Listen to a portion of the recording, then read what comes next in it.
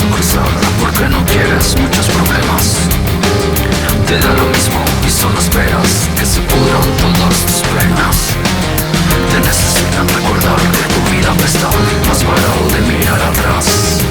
Te consume tu pasado y tus historias del día a día y del mañana. Ese mañana que nunca llega, hace tiempo que te hace falta abrazarte más cuando fracasas. Más parado de mirar arriba, maldita hipocresía que te